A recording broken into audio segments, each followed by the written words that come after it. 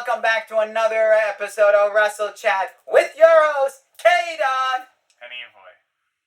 Whoa, what do we have? A lot of good stuff went down. A lot of crazy stuff in the world of wrestling from all over the world. Not just this part of the globe. And what are we talking about all over the world? Well, your boy, Konosuke Takashita, is the new IWGP Heavyweight Champion. Now, you guys know how much I praise and talk highly about Konosuke Takashita, but some people, I don't know. But let's discuss Konosuke Takashita winning the IWGP title. Good, bad, maybe, I don't know. What do you think? I think that Sabre Jr. was a good champion. I do. He was. Good two-time IWGP champion. 100%. And I think he was the right guy to take but he's the right guy to pass the torch to Takashita. Really? This is not really a passing of the torch, because he's not retiring. No, that's not what I mean, though.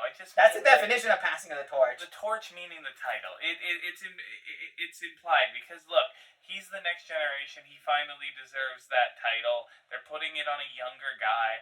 They're putting the rocket onto him. It could be a small reign, but I have a feeling he's going to hold that thing for a while. And I think it's worth noting that the crowd loves him. And I'm going to stop right there. The Japanese fans are kind of iffy on him because he spends 90% of his time in AEW, not so much in Japan. That's where the question came in, why the Japanese fans were hating on Takeshita winning the G1, but then said whatever, it happened. But then when he won the IWGP title, a lot of the Japanese fans were a little bit upset about that, because they're not sure if he will be full-time there. Will he stay there till his reign, or will he pull a Moxley move where 90% of the time he's not there? That's where the Japanese fans were a little upset about that. I feel like we're building to a big match at Wrestle Kingdom, and I just don't know what it's going to be. I think that... Hold on. Wrestle Dream? No, Wrestle Kingdom. Oh, Wrestle Kingdom 20. I'm really excited to see where they go with it. Part of me thinks that there's a chance that we might get an Okada match. No. That's not going to happen at Wrestle Kingdom. If it happens, it's going to happen on an AEW pay-per-view, not at New Japan pay-per-view. Because Okada stated that he is unhappy with management and will not go back. Especially now that Tanahashi is president, he will not go back. Doesn't like Tanahashi? He just doesn't like management altogether. So he doesn't like Tanahashi. Good to know. Everyone in management. So let's move on, because But before we move on, let's just I personally see that it's great that Takeshita won, because you guys should know by now I've been praising and singing his name all this time. Yep. Yeah, because his first ever match, his debut match in wrestling ever, was against Tanahashi. Kenny Omega stuck his neck out to bring him to AEW and worked with him for a year and built him. The Young Bucks worked with him too. So I sing the praise of good, but I'm also looking at the fact that will he pull a Moxley, or is he going to stay longer? Because already it's been, a week and a half he's still there. But where do you see, what's your take on yes, no, maybe on him? I think he's going to have a good run with the belt. I do think it ends at Wrestle Kingdom 20, but I don't know who yet. But do you think he's going to be more present in New Japan, or will he pull a Moxley where he's going to put his obligation more to AEW? What do you think? I think he's going to try and balance it, but I do think he will favor AEW more. But that's just nature of the contract that he's in, probably. That's not necessarily on him. That said, there's a lot that could be done with that, and I guess we're just going to have to see. Yeah, we'll see as time comes. Who knows? So, getting into that, segueing out, we'll go to WWE for a second. Did anyone see Crown Jewel? Because there was a match on there that people are calling match of the year, and potential. I'm inclined to agree with them. On one hand, a lot of people are also saying It's finish or spam the match. No. They it's already given the nickname, the greatest hits. The greatest hits. And I'm inclined to, again, agree with them. It is the greatest hits of all the different rivals. Mostly, their moves, but also a bit of their opponents' moves. We had a choke slam.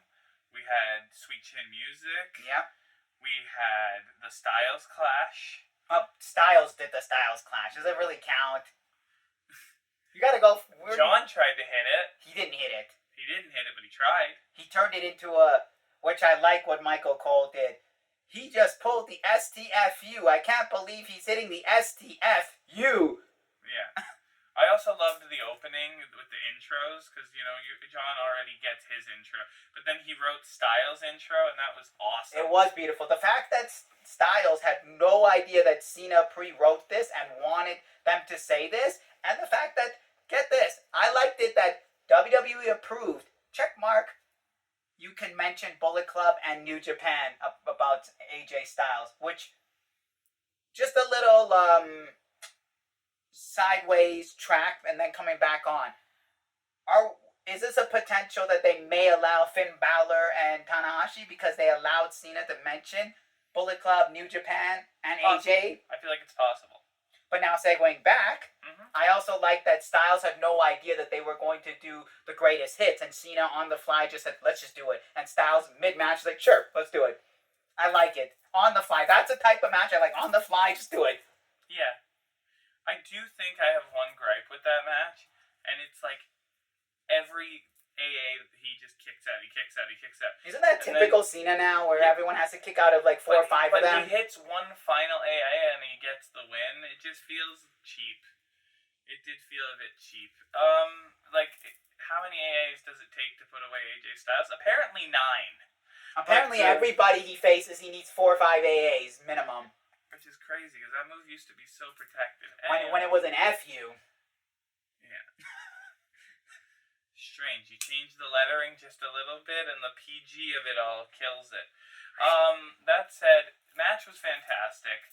Those two have the best chemistry in the ring when they get in the ring. You knew it was going to be great, but I think that it far exceeded great. A lot of people are saying that's their best match, though. That's the one thing where I'm like debatable, because you have that Rumble match. Still better than the Rumble match. I disagree. 100% better than the Rumble match. There's so much chemistry in that Rumble match. There's so much intrigue in that Rumble match. Their match at the Royal Rumble is by far their best match of their well, it was a trilogy. Now it's a quadrilogy. I mean, commentary called it the trilogy, so... Well, except it isn't. Just go with what... Money in the Bank, SummerSlam, Royal Rumble. That would be a trilogy. Now that they've done Crown Jewel, it's a quadrilogy. I know, but if they don't want to recognize it, it's WWE. They like to do what they want. They like to rewrite history is what they like to do. And then I think it's time we go to a little more history, some scandal.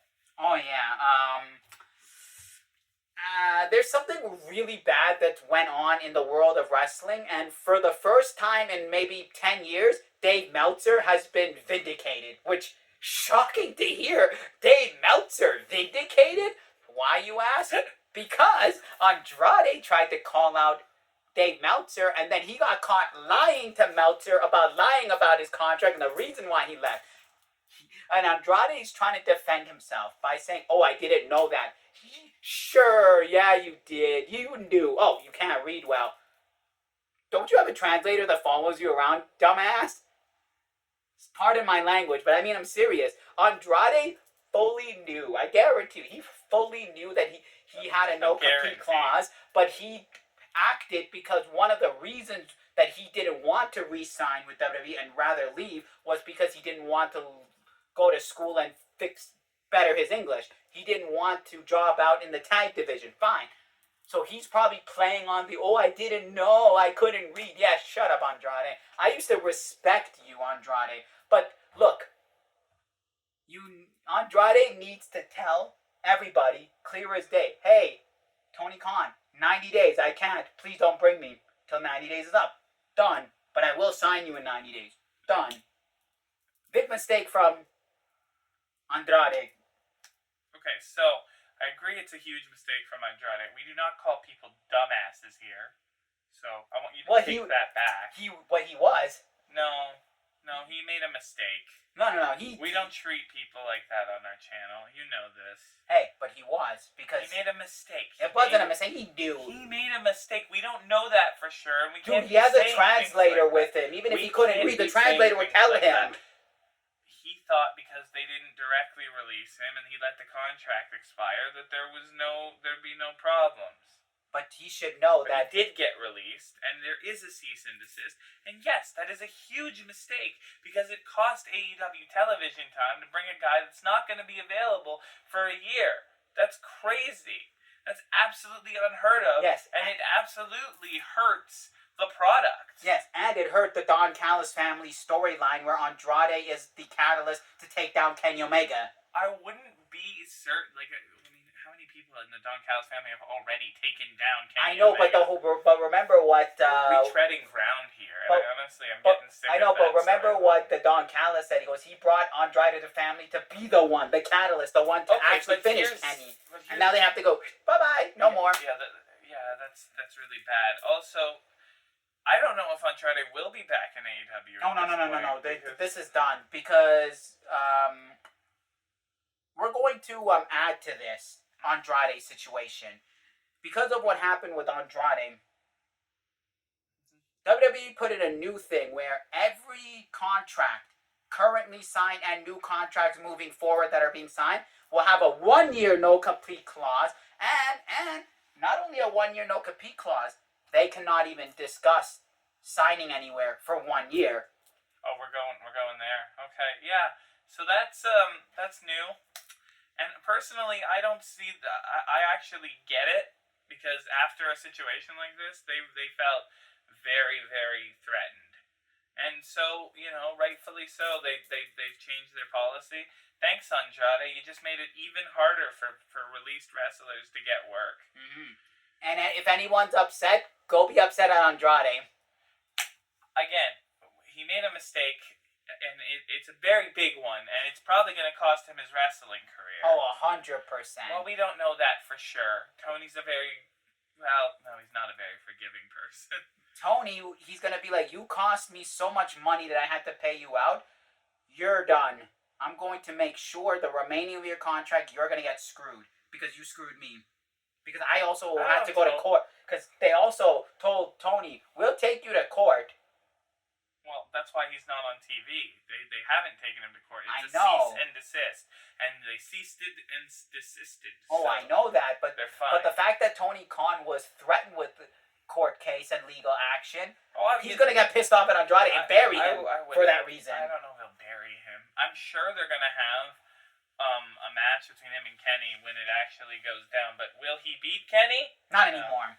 Or he might not even be in that story. They might just say, go do some crap. But any of you wrestlers that just got released last week, blame Andrade that you might be forgotten because a year from now, will they remember you because you're not allowed to even talk about to anyone? It's not a fun. This isn't good. It's bad. And you know what? Just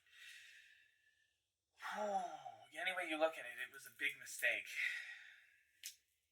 My sympathy goes out to all the wrestlers that were currently released from WWE last week and the ones that are just signed and had to get their contract revised.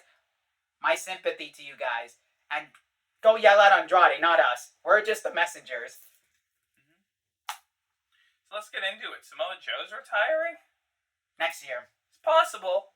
But hear me out. This is starting to become a trend, and it's starting to become a trend I don't particularly like. Why? They're all getting up there. Joe's 48 going on 49. Look, I know that eventually wrestlers have to retire, but it's starting to become a trend. The Cena retirement tour. We're going to have the Styles retirement tour. And now we're having the Samoa Joe retirement tour. Hey, don't forget Tanahashi. Oh, and Jericho is apparently potentially coming back to WWE. Yeah, here's the thing with Jericho, since we're sidetracking here. Jericho never said anything about WWE, never said anything about AEW, but in his cruise, he didn't bring a single AEW guy or a single WWE guy. Interesting. He might just go full Fozzy. But that's his thing. He wants Fozzy first, wrestling second at this state of his life. That's what he wants. I genuinely don't think that's a bad thing, though. But the thing is, he wants to see either AEW or WWE. Which one will let him do Fozzy first? Fair. Because hear me out. As much as I do love Chris Jericho, he's a great wrestler.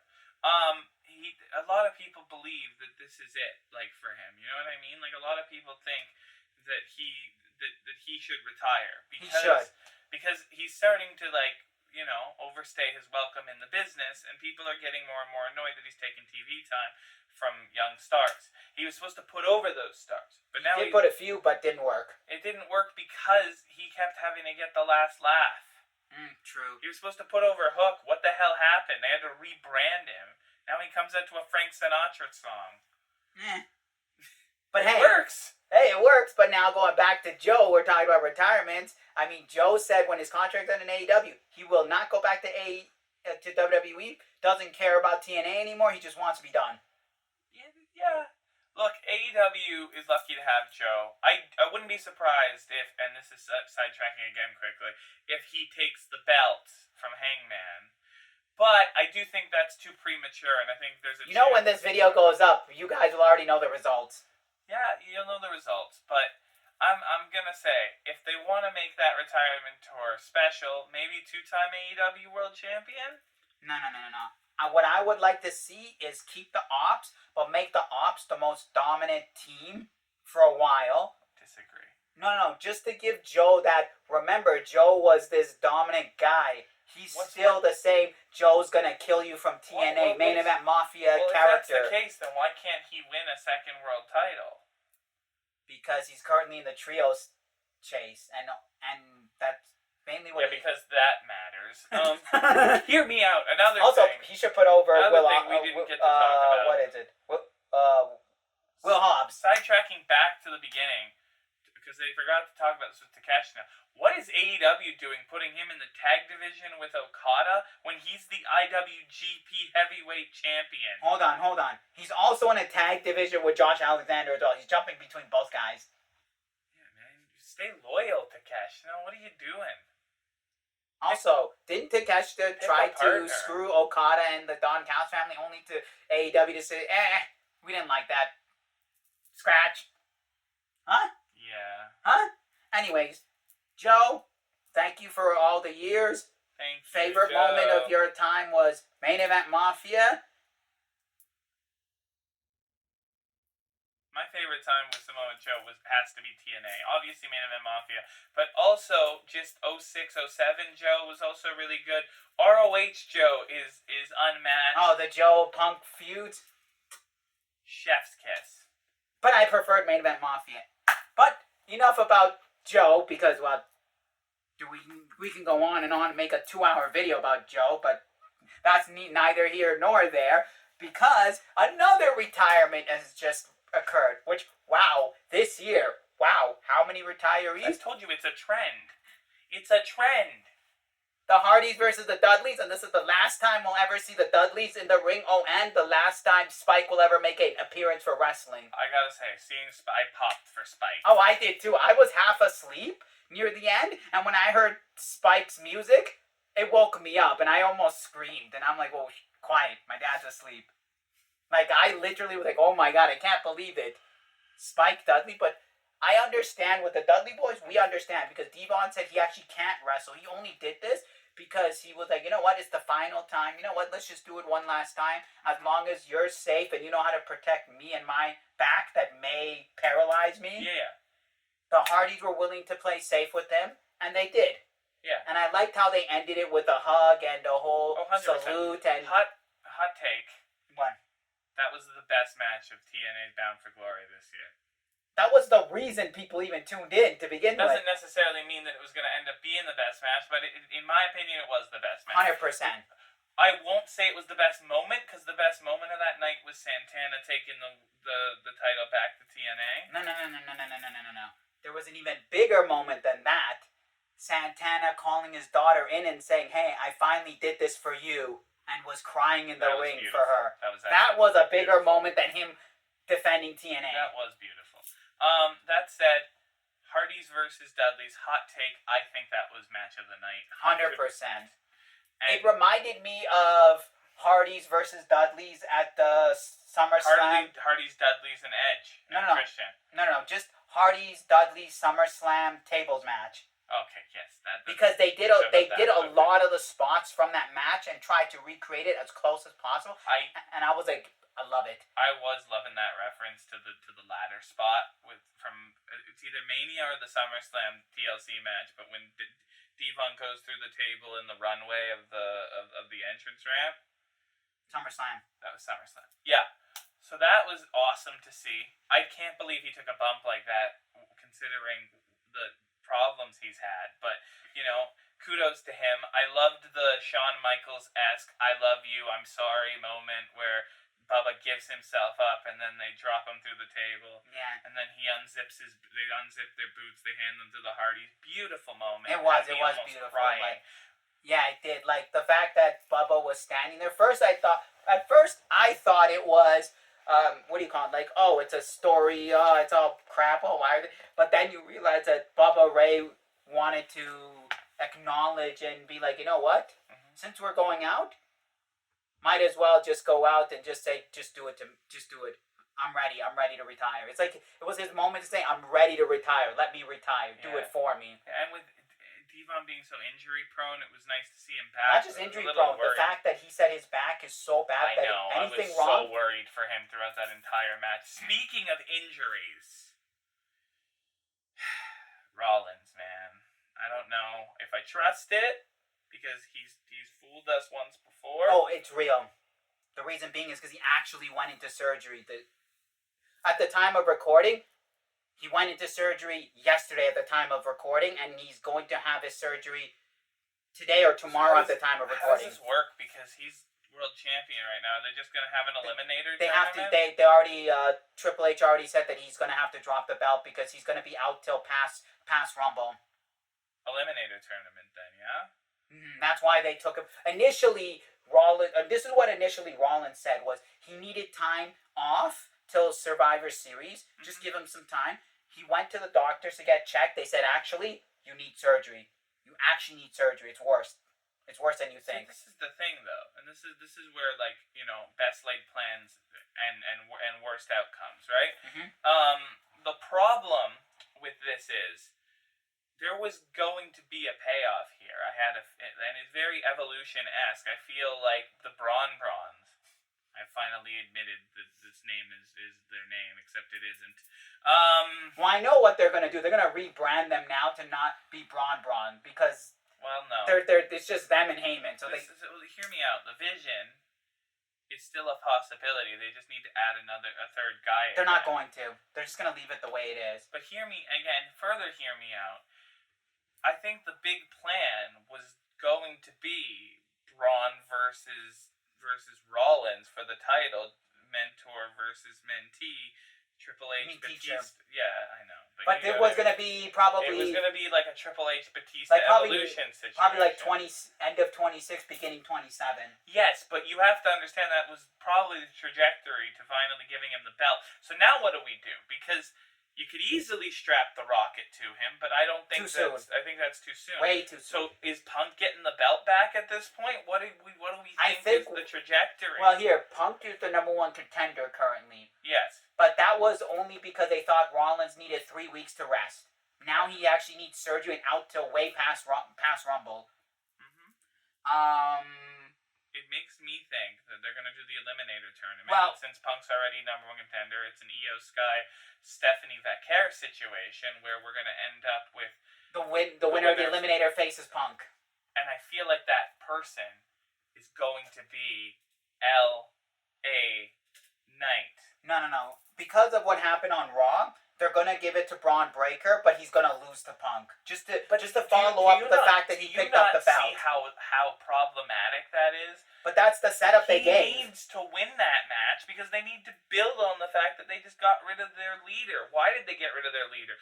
How do you build a guy at that point? But Braun, it's too soon for Braun to win the world title. So what do you do? Because if you don't have him in that match, then it made no sense why he speared and storyline took out Rollins and picked up the belt. It does, though, because he thought that he was going to face Rollins for the belt, but then he ends up facing... This is the thing. You have two options here. You can have Punk beat him, but then I feel it's almost like he's buried at that point, and that's a problem. Or you can have him beat Punk, but that would also be too soon. You know what I mean? So this is the biggest dilemma. How do you manage those two things? So you don't. The thing is, Braun's got to go do something else for a little bit. And I think you pivot to Punk versus LA Knight. Punk takes the belt. Then you position him against Bronson Reed for a little bit.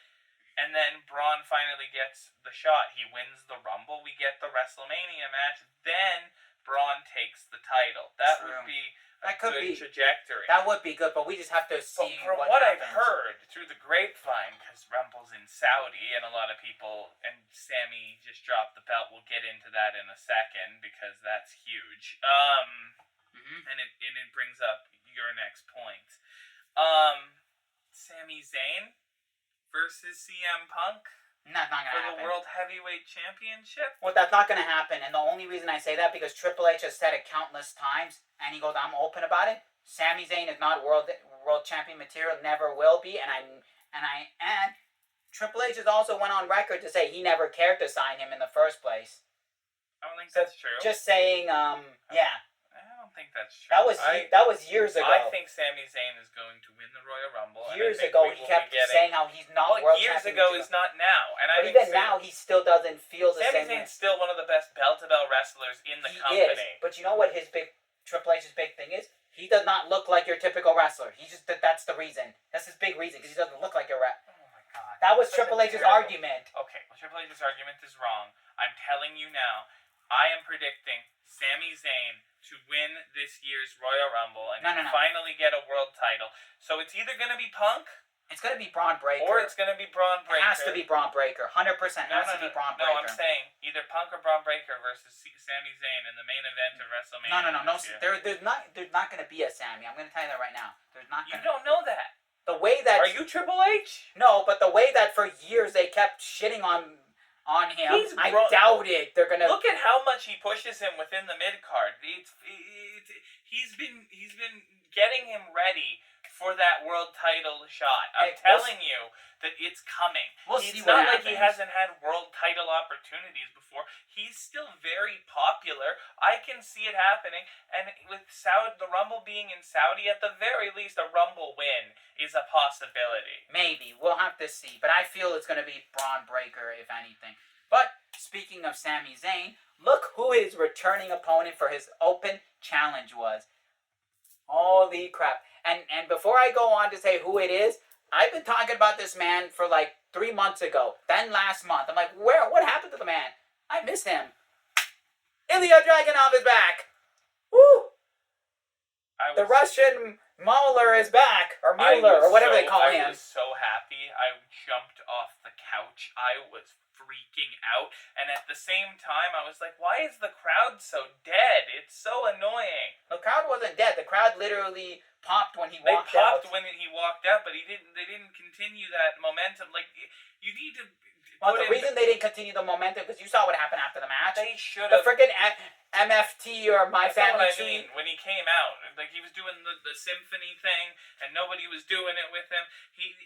It's so sad when crowds are like that. He should have came back with the European crowds, because they would have went absolutely berserk for him. That said, it was a great moment. It was an even better match. It was fantastic all the way around. Ilja hasn't lost a step. It's been a year and a half, and he hasn't lost a step. No one's thought he was taking that belt. When I heard his music, I'm like, yep, new U.S. champ. Yep. I didn't know. Yep. I didn't know. And because Sammy's been so dominant as U.S. champ, I didn't think... It's a short reign. What's so dominant about the short reign? Every open challenge, it looks like he's going to lose, and then he finds a way. I had a feeling he was going to find a way again, and then bang, Torpedo Moscow, H-bomb, new champ. I lost my mind, dude. But also, I didn't like that Solo Sikoa came out, laughed at Sammy, and walked away. Like, really? Yeah. Are we doing this again? I'm so tired of the feud. I know. I'm tired of the fact that Solo is like, you're not family. Well, I'm tired of it. The U.S. title, I get it, because he wanted the title. Now it's back to you're not family. The MFT storyline is starting to really bother me. But hold on. The GOD version of the Tongans. That's cool. I hope that WWE doesn't water them down. Remember the previous yes. Wrestle champ. We hope we don't water them down. Yes. But okay. But now going into the MFT, former member. Take it away. What do you mean former? Oh, Jacob Fatu.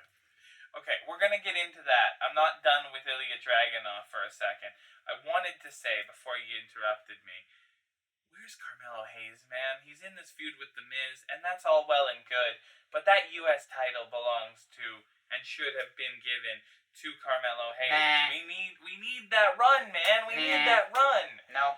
They better be building to Ilja versus Carmelo, because that's gonna be money if they do. And they're not going to, because Miz and Hayes are still in a big feud. Ilja's going to move on to his own thing. They're going to forget. Wouldn't call it a big feud. Wouldn't call it interesting either. I think Hayes needs to win that feud, and weirdly, I don't think he is going to win that feud. No, he's not, because he's the Miz, and he's awful. He's awesome. No. Anyways, Jacob Fatu is injured. That is very non-wrestling injury. That's so sad, because there's so much potential with him. We hope he gets well soon. I'm really devastated, and I was really looking forward to Cody and Jacob's feud. I thought that would cook really hard. I know they weren't going to do that. What they were going to do is let Drew win, just to have one more match. But Jacob was going to be upset at Drew, because remember, Drew beat him up twice. If they ever wanted to do a Cody heel turn, this is the moment. Because if he attacked Jacob Fatu, then that's the moment you turn him heel. That's where we get Homelander Cody. But see, everyone's hoping for Homelander Cody. It's a Cena situation. He's so popular. He's such a big babyface. If you do it, it's just not going to work, I feel like. And we've learned that that's true. Because everyone was like, Cena turned heel. Cena turned heel. What happened? Cena finally turned heel. He's not a good heel. I know Cody Cena sucked ever since he gave up Dr. Thugonomics, still sucks to this day. I'm sorry. Guy sucks. No. I know that Cody can play a heel. He has done it tremendously. You know that 90% of his career was a heel. But this is my thing. Can we let the guy be a babyface for a little bit? I don't think he needs to be a heel. No, he doesn't, because also Cody has mentioned when he was in AEW that he hates being a heel, does not want to be a heel again, The thing is, he was a heel, though. Tony had him booked like he was a babyface, and then nobody liked him. Exactly, so he was a heel. But he kept saying he doesn't want to be a heel. Then came to WWE, and the word came out and spread it out that he just doesn't want to be that heel anymore because he's tired of it. In recent interviews, he literally said, my AEW run, I was a heel. Like, the whole character was that he thought he was a good guy, but he was actually the bad guy. But he's just giving in to the fans. But when he was in AEW, he said he doesn't want to, and he's verbally said it. And then coming into WWE, he said he was just tired of being a heel. Yep. And I get it. When you're 90% of your career, one thing you want to change up. I mean, I get it, Cody. I 100% get it. You don't want to be bored and then get tired of wrestling and just leave. You want to change it up. Tony fumbled Cody Rhodes, and that's a true. Tony didn't fumble Cody. Remember, Cody had beef with the Elite. That's why he left. Cody should have been an AEW World Champion. He said himself, I will never challenge for the world title. I do not want to do what Jeff Jarrett did. He literally said that. And that's fine, but he even admits that he was wrong, and he should have been the guy. Cody was white hot when they went into that company and they started that company off his New Japan run. He should have carried that company for a couple of years. That would have helped them a lot. And him sidelining himself like that made the fans start to get annoyed with him because he was taking the secondary title and holding it frickin' hostage. And that secondary title is supposed to be for the young guns, the young guys, the guys that are coming up. It's like their Intercontinental Championship, except they have like 400 titles now, so now it doesn't matter what title you win in AEW. That's just my hot take. There's too many titles in AEW. Hey, we're sidetracking here right now. We got sidetracking about AEW. We hope that Jacob Fatu feels better soon. Yeah. well wishes to the Samoan werewolf. You know what I mean, eh? No, you're way too loud. Oh my god. Anyways, this is this week's edition of Wrestle Chat. Hope you guys are excited as we are to see Wrestle Dream. Well, as you guys already saw Wrestle Dream as of the uploading of this video, and as of uploading of this video, I hope you everything that happened, you guys were as excited as we were. Anyways, you guys like these types of videos. You guys like wrestling, video games, and movies. Well, this is the channel for you. Tell them, what do they need to do? Smash that like button, subscribe, And remember, share. comment your thoughts, opinions of everything that we've talked about. And remember, as always, enjoy life. Keep on collecting. And we'll see y'all for another video.